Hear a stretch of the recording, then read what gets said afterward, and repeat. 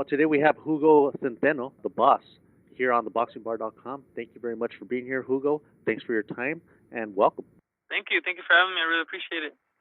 And let me go ahead and start with question number one, day one. When and where were you born and raised? I was born in Ventura and I was raised in Oxnard, California. And what was it like living here growing up?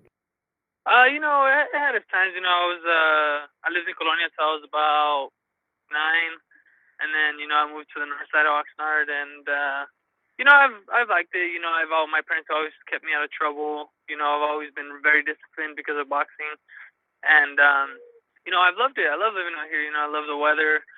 Take advantage of what I have. Use all the mountains to go running, run at the beach. It's awesome. It's a great life. And what were you like as a kid growing up? Were you quiet? Were you shy? Were you outgoing? What were you like? No, I was always very disciplined. Kind of outgoing. I always like to have fun. Crack jokes. Have a good time. And what was your household like around your family there at home? Were you guys a pretty tight family? Were you guys dysfunctional? What were you guys like? No, we're all very close. They're all very supportive of what I did. To this day, I know they're my foundation. They've always supported everything I did. They always find better ways to keep me going, keep me motivated, and just push me that extra mile. And what were you like as a student in school growing up when you were in school? I was a good student. I'm not gonna say I was the best. I'm not gonna say I was an honor roll student, but I did what I had to do, and I graduated high school, and I graduated from junior high, and just always stuck to boxing. You seem like you were there in such a tight household and family and stuff. How did you get into boxing? How did that happen? And when was the first time you walked into a gym, and what was it like for you? Well, my dad, my uncle, they all used to box, and when I was younger, I was probably about 3 or 4. My dad used to have me watch, like Tuesday night fights, Thursday night fights, and I always loved it. It was like just watching them, like it got me excited. And I always told my dad, well, when is it gonna be my time to get to go into the boxing gym? And he took me into the boxing gym when I was like 7, and they told me I was too young and I couldn't do it. So I tried the local Boys and Girls Club, and then they let me try it out. And, I immediately fell in love with it. There's nothing like it. You can't compare. Just the adrenaline rush that you get. It's just amazing. You can't compare a roller coaster or going to the moon on a rocket ship, because the feelings you get when you're in that ring it's unbelievable. And you brought up your family members being into boxing. Where did they train out of, and where did they fight out of? My uncle and my dad, they both train here in Oxnard and El Rio out of a garage, and then they train La Colonia boxing gym for a little bit. And they were just amateurs. They didn't get to make it into the professional world, but I think they're the ones that kind of brought me around it, and I fell in love with it, and I always stuck to it. There's always fighters who are like, oh, I'm just gonna take a couple days off. I wasn't that type of fighter. I was just like, oh, I need to be in the gym at all times. My dad always told me, be prepared for anything, because something could come up and it could be a great opportunity. It could be a life changer. It could be, that moment that's going to change your life and your whole career. So you always got to be ready. So, I took that to heart, and, I've never stopped. Not till today. I started when I was 7, and I just turned 21. So it's been a great journey. And anybody can go out and hit like a punching bag or hit mitts or do any of that type of exercise, but not everybody can go inside the ring and actually spar or fight with somebody in a ring. That's a hard Exactly. part. What do you remember the first time going into a ring to spar? What were your feelings at that point, if you remember? I was excited. I was like, man, if I'm finally all this hard work, I'm finally gonna get to go in there, and I'm gonna get to go in there and spar and everything I've worked for. I'm gonna get to finally do something with it. And of course, there's always kids who are more advanced when you're starting. There's always this kid that would always want to spar with me because he was more advanced than I was, and he would put it on me, and but I would just love it. I would come out a bloodbath because I would bleed easily from my nose when I was younger. But I would just love it. I would keep coming back every day, and they'd kind of look at me like, "What's wrong with this guy?" He takes a beating and he comes back every day. But it's just something that I love. And then, sure enough, I stuck to it, and he's one of those fighters that like to take that time off, and I stuck to it, and I caught up to him, and then he stopped boxing. Oxnard has such a rich history on boxing. In a way, you're the next step or going towards that way. How does that make you feel whenever you think about something like that? I'm honored. It's amazing. For me to be able to represent and show the people of Oxnard that I can do something great and show them my talent and have the whole community behind me. Because at the end of the day, what I really want to do is bring business to Oxnard and help all the Oxnard people. Because I know it's tough right now, and I just want to give back to everybody, to all the whole community. What did you think of your overall amateur career? What was your amateur record at the end? My overall amateur career, it was great. I had about 90 wins and like 8 losses. I won a lot of tournaments. You had the silver gloves, the junior Olympics, the junior golden gloves, the diamond belt. There were a ton of tournaments, and it was amazing. It was an amazing journey. If I could go back, I wouldn't change anything because just that the whole experience of the amateur boxing it's great, and it just goes by really fast. In your opinion, is it important for boxers nowadays to have an extensive or long amateur career? I really do think it's always best, like especially in a sport like this of boxing, it's always best to start off young. Amateur fights do help a lot. The amateur fights are what takes your skill level to that next step. And if you could start now, if you're young, start now. Don't stop because once you get older, you don't pick it up as you do when you're younger. At the very And beginning of your amateur career, would you say you were a natural fighter or would you say you had to grow into becoming a fighter? I'm a natural athlete. Just sports in general. I love. I did cross country. I did track.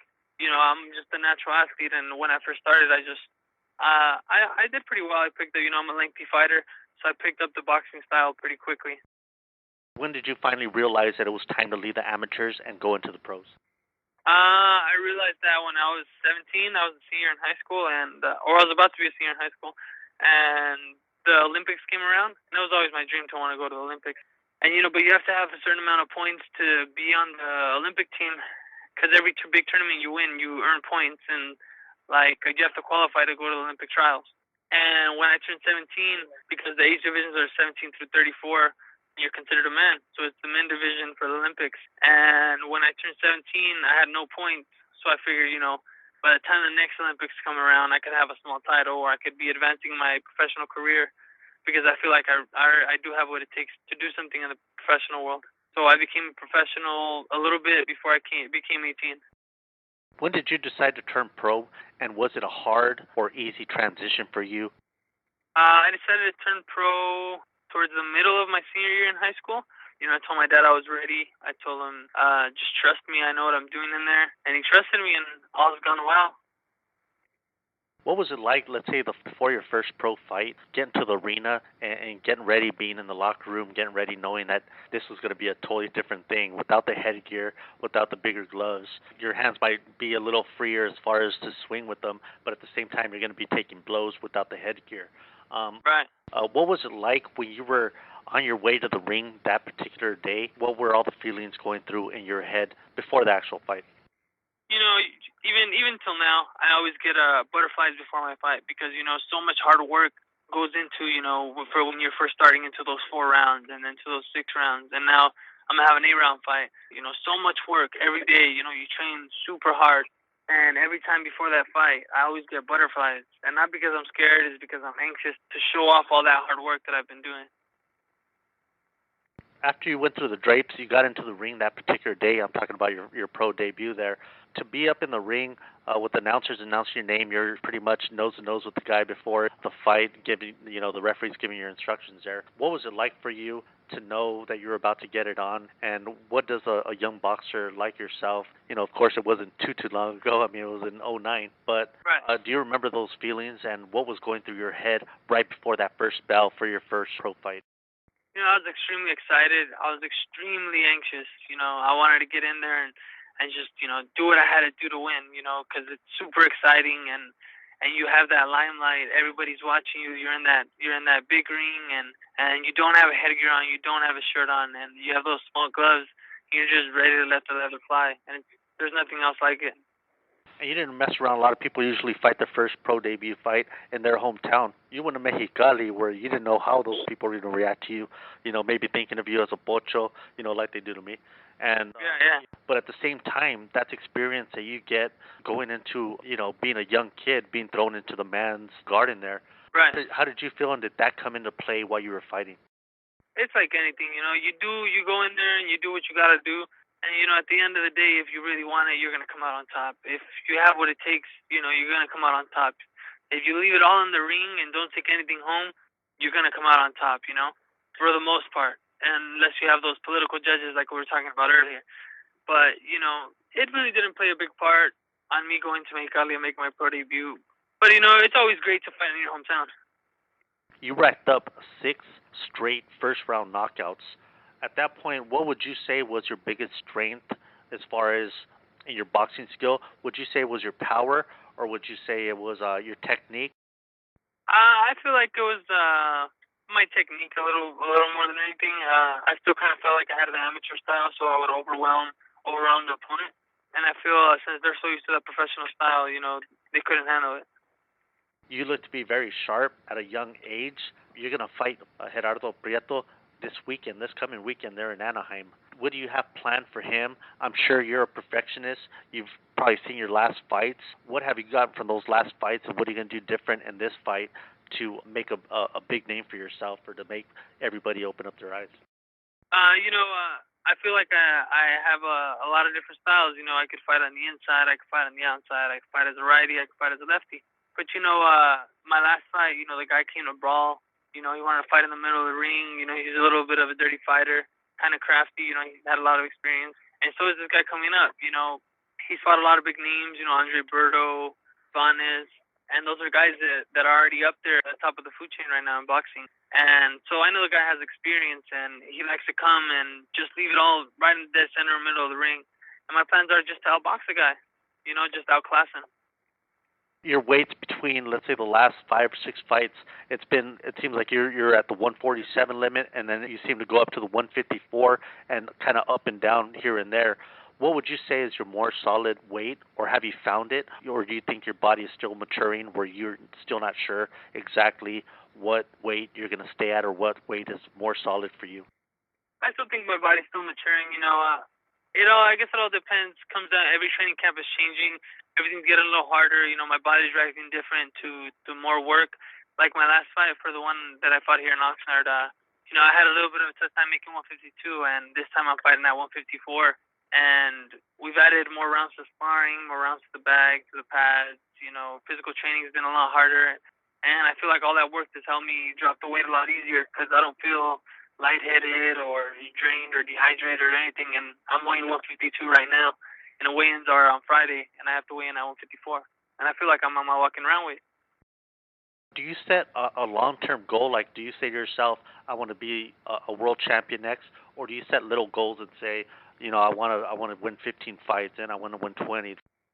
Since I was a young kid, I've always dreamed of becoming the champion of the world, and I still have my eyes set on that. But we got to take it a fight at a time, and got to handle the task at hand.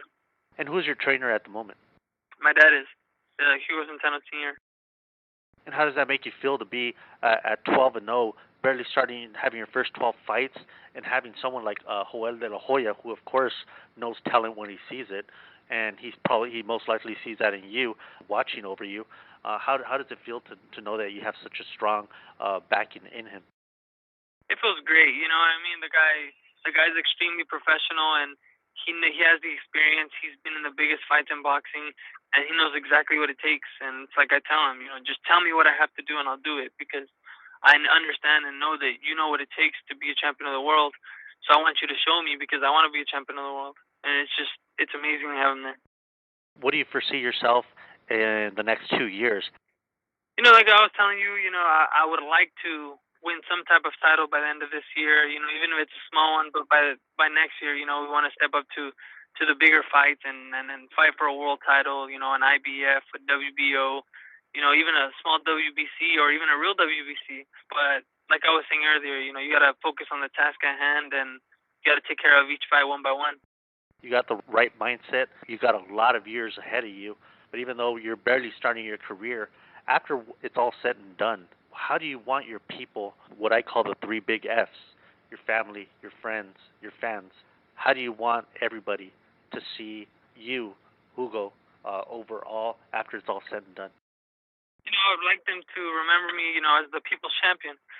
Because without the fans, you're nothing. You're nobody. If the fans don't show up, who's gonna watch you? Who are you training for? You want to you're an entertainer at the end of the day. You put on a show, you do interviews because the fans love it. And without your fans, your family, your friends, you want them to remember you as a legend or an icon, and just a great person all around. And that's what I want to do. Like I was telling you, I want to give back to the community. You know, I have a big plan. I want to create an empire, and you know, giving back is the best because you always need help on your way up, and a lot of people have helped me, and you know, there's always going to be people that are going to try to bring you down, but there have always been people who have helped me, and I'd like to return the favor and help anyone I can. You know, because there's a lot of people that have a lot of challenges and you know hurdles in front of them that need help. I'm always cheering on our local guys. Of course, we have Brandon and we have Victor that are up there in the ranks. They're kind of adopted by Oxnard because they're not originally from here. Right. You're of course the young guy that's locally originally from here, born and raised. You along with Mikey, of course, Garcia. Right. I'm hoping to be there in Anaheim this weekend to watch you, and good luck to you. And I hope to have you on here again in the future, man. Thank you. I really appreciate you having me on your show, and you know, hopefully we can do another interview after the fight or something. Good luck to you, man, and I hope you bring it back to Oxford. Thank you. I really appreciate it. Thanks a lot, Hugo, and we'll talk to you later, man.